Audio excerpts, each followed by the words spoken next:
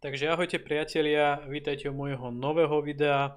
Ako môžete vidieť, bude to ďalšia analýza zo Zwift Racing League. Tentokrát skúsim nejako stručne zhrnúť nejakou krátkou analýzou našu tímovú časovku z tretieho kola. Povieme si zhruba, že na čom sme sa dohodli pred pretekom, s akou taktikou sme vstupovali do tejto časovky a ako sa nám darilo, ako sa nám nedarilo, v čom sme spravili chyby, v čom sme mohli robiť lepšie. Takže v podstate začiatok, štart, začínali sme prvý, tým pádom že sme po druhom kole viedli ligu, tak sme začínali prvý, takže čo to bola veľká nevýhoda, nakoľko my sme museli nejakým spôsobom stanoviť tempo. Za nami všetci, čo išli, tak jednoducho mohli si sledovať iba nás a nejakým spôsobom sa nám prispôsobiť, takže nebola to v tomto smere výhoda. Čo sa týka nás, striedania, tak mali sme dohodnuté samozrejme poradie, 1 Radim, 2 Karel, 3 Jonas, 4 ja, Petr 5 a Adam 6. S tým, že dohodli sme sa, že pôjdeme v podstate rovinu zhruba nejakých 5,0 W na kilogram, krátke 30 sekundové puly na špici, s tým, že sme boli dohodnutí, keď viem, že ja idem špicu, idem zhruba 30 sekúnd, tak keď je predtým, než idem striedať, tak som zakričal, že 10 sekúnd, za 10 sekúnd striedám, a už keď bolo 5, tak som povedal 5, 4, 3 a už automaticky, keď ten za mnou, čo bol v tomto prípade Petr, počul 5, tak už to znamenalo to, že ja som automaticky začal spomaľovať vaty.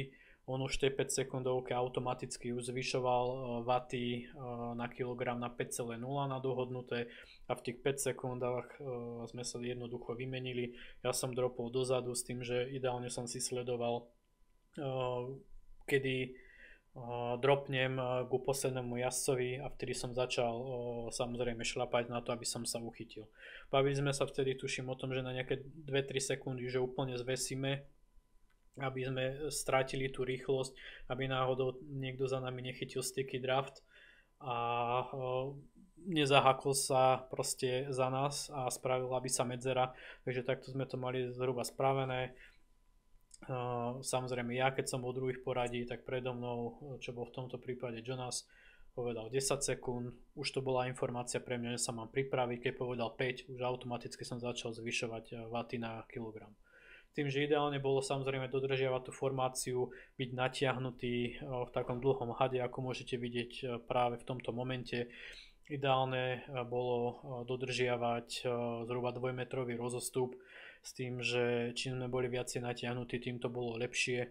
Viac ako 2 metre už to nemalo moc význam, lebo samozrejme fungovalo to na takom jojo harmonikovom efekte, že náhodou sa mohlo stať, že druhý pretekár trošku viacej pridal a priklepol toho prvého pretekára, že ho rýchlejšie dobehol, tým pádom tretí musel ešte viacej dobiehať, štvrtý ešte viacej a bola to reťazová reakcia, takže snažili sme sa držať zhruba nejaký 1-2 metrový rozostup, tak aby sme sa nedostávali do klopka, napríklad ako v tomto momente dostali sme sa, s tým, že sme boli dohodnutí, keby sa náhodou takáto situácia stane, nič sa nedieje, resetneme, zase sa dáme do tých formácií a budeme v tom samozrejme pokračovať. Takže dohodnuté tempo, rovina zhruba 5,0 W na kilogram špica, vzadu samozrejme čo najviac šetriť, mierne uphilly, to je také 3% výražky, možno 5,5 W na kilogram, ale nejako moc to nesíliť v zjazdoch, maximálne 4,0 alebo 3,5 špica, a všetci, čo boli za lídrom v zjazde, tak proste čo najviac šetriť. Ideálne možno šetriť tým spôsobom, že tlačiť iba 50 W, aby vám to započítavalo do priemeru a aby priemer celkovo klesal. Takže zhruba na začiatku viem, že celý Tempus Fugit, keď sme vlastne prešli, tak sa nám to darilo.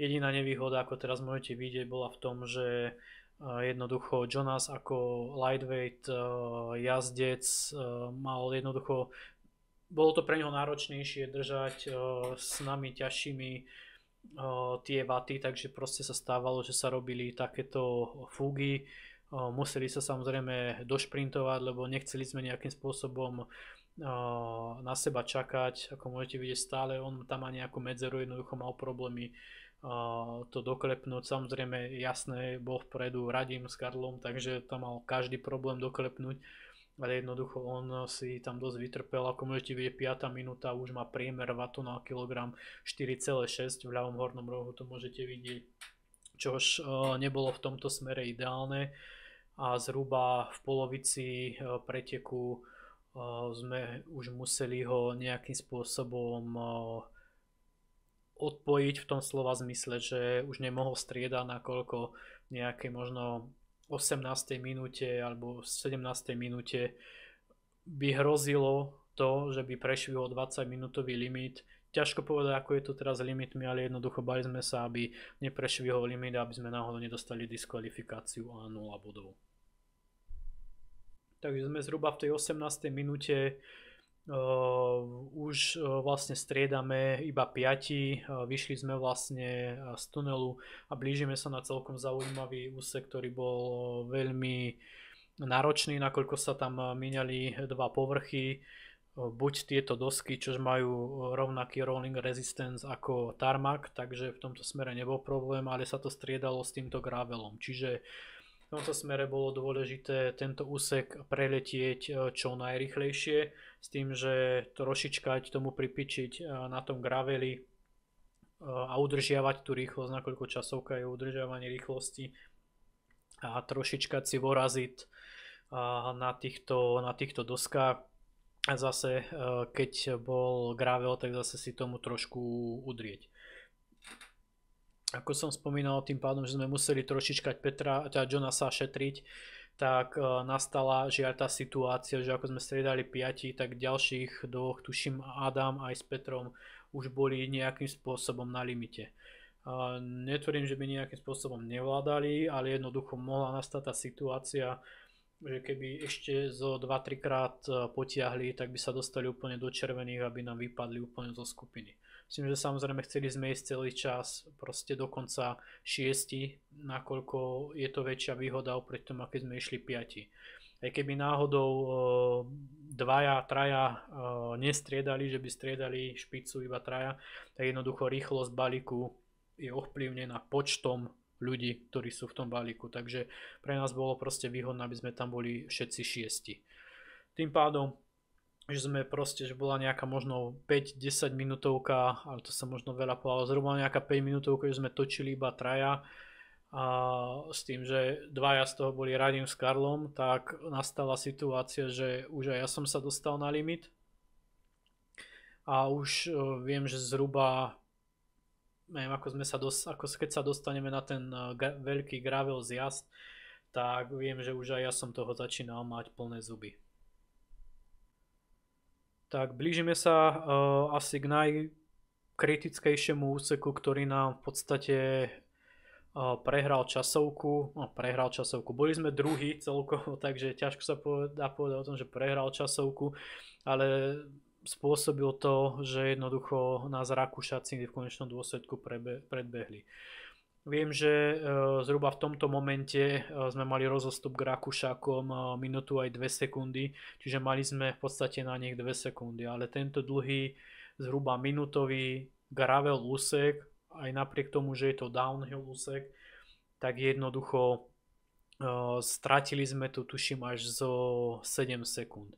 Čiže za chvíľočku, keď v tých skupinách tam Rakúšaci prejdú križovatkou a nabehnú napravo, tak bude tam vidno rozostup 55 sekúnd. Takže znamená to z tej minúty 2, to kleslo na 55 sekúnd, tak to znamená, že my sme zrazu začali strácať na nich 5 sekúnd. Takže tento gravel, tým pádom, že sme už svojím spôsobom nestriedali všetci, ale už sme striedali len na 3, už sme boli potom za chvíľu aj my 3 na limite, takže už sme museli celkovo spomaliť to tempo, aby sme sa úplne nerozbili a aby sme došli do cieľa, ako môžete vidieť, 56 sekúnd, či to znamená 55, čiže už 5 sekúnd na nás majú Rakúšaci.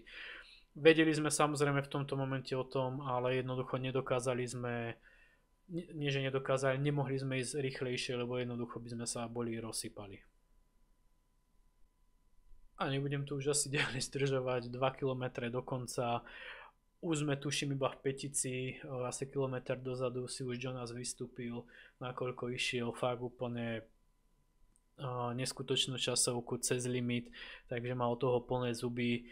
Už sme tu v podstate iba 5 a snažíme sa už ten kilometr aj 800 metrov nejako doklepnúť.